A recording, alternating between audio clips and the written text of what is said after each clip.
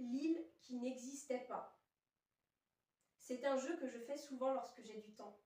Je vais m'asseoir sur un banc de la gare la plus proche. Ce peut être n'importe quelle gare. Cela n'a aucune importance pour le jeu. Je m'assois donc et je regarde les gens passer. Vous me prenez peut-être pour une folle. Vous vous dites, elle n'a donc rien de mieux à faire dans sa vie que de perdre ainsi son temps. Vous vous trompez. Je ne perds pas mon temps. J'observe le monde autour de moi et c'est passionnant. On peut bien sûr jouer à ce jeu dans n'importe quel endroit puisqu'il suffit juste de s'asseoir et de regarder. Moi, j'ai choisi les gares parce que ces lieux me fascinent. La gare, c'est un endroit de passage. On n'y reste pas.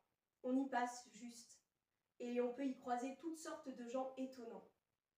La dernière fois, donc, c'était dans une petite gare de campagne. Un homme avec un énorme atlas. Il pleuvait à verse dehors et il est entré avec son livre qu'il avait emmitouflé avec lui dans son impair bleu. Il s'est assis sur un banc dans le hall et il a ouvert le livre sur ses genoux.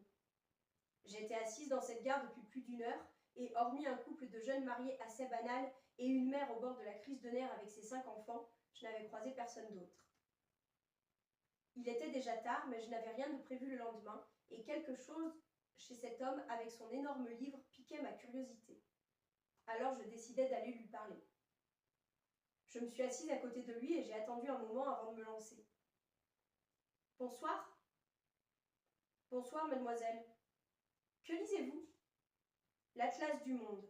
Je cherche une île qui n'existe pas. » Je n'étais pas sûre d'avoir bien entendu, alors j'ai demandé à nouveau.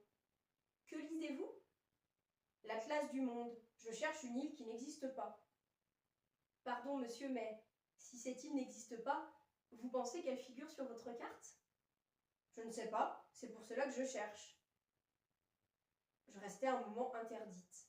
Cet homme éveillait décidément ma curiosité.